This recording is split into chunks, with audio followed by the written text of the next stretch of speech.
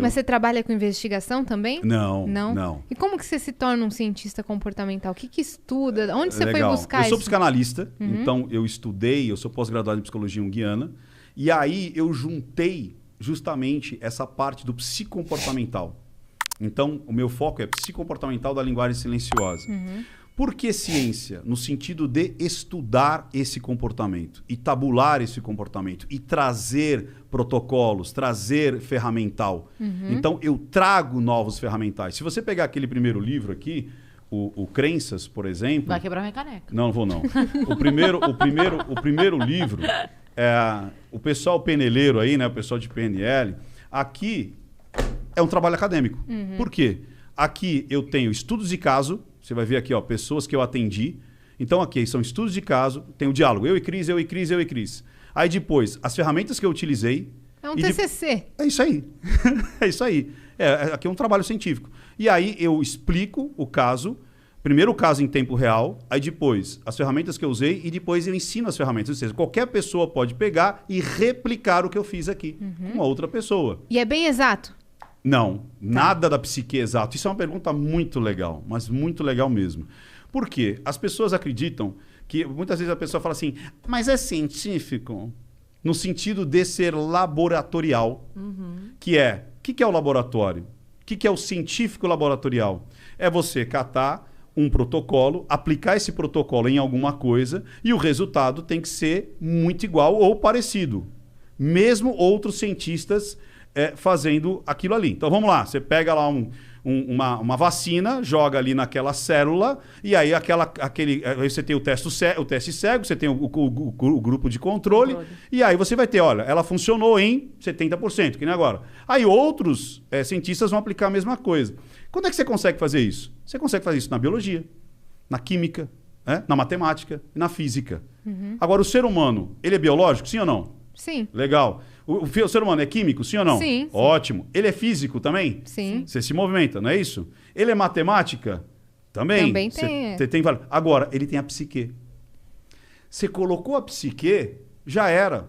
Então vamos lá. Eu crio um protocolo que se chama terapia A, para tratar a depressão. Aí eu falo assim, ó, de cada 100 pessoas eu tive isso aqui. Será que outro psicólogo vai ter o mesmo resultado? Porque ele vai atender outras pessoas, sim ou não? Não é exato. Não. Putz. Por quê? Depende, primeiro, daquelas pessoas, a história daquelas pessoas, crença daquelas pessoas, as regras que elas viveram. Então não adianta. Então você vai falar que a psicologia não é científica? Que a psicanálise não é científica? Então, quando você trata o ser humano mecanicamente, vou analisar a parte física do movimento da face. Você vai conseguir identificar. Você vai ter a certeza absoluta que aquele movimento representa uma emoção? Não. Por quê? Porque você tem a psique. Sacaram isso? Quando você coloca a mente naquilo, na jogada, já era. Você tem parâmetros, mas você não tem a comprovação científica de laboratório. Por quê? Porque o ser humano não é um amontoado de células, não é um amontoado de química, não é um amontoado de biologia. Ele tem isso, mas ele tem a psique.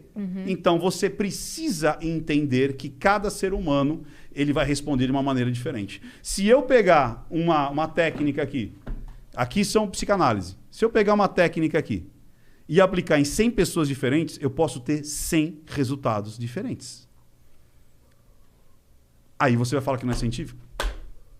é lógico que é científico. Você entendeu? A pessoa se curou. Você está vendo o fenômeno. É engraçado isso. Você está vendo. Agora mesmo. Tem gente que fala assim, pistas oculares não é científico. Ela acabou de fazer, todo mundo viu.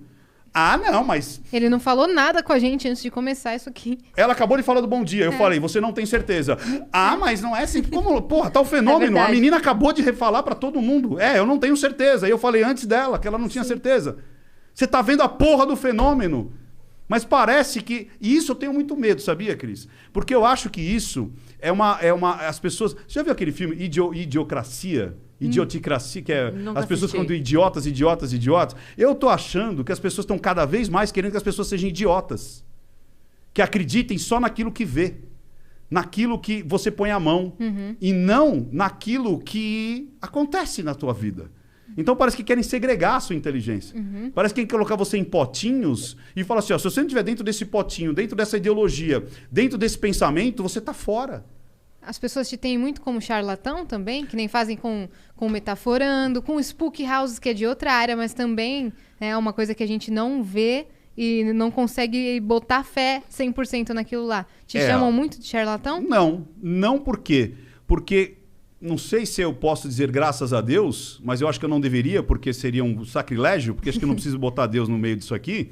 Deus acho que é muito mais sublime para ficar validando alguma coisa que eu faça. De todas as análises que eu fiz, nenhuma foi refutada. Tome. Entendeu? Simples assim. Então as coisas... E outras demoraram anos para serem comprovadas, como aconteceu do Felipe Renderich. Lembra do estupro lá do enteado? Eu fui o único que disse assim, ó...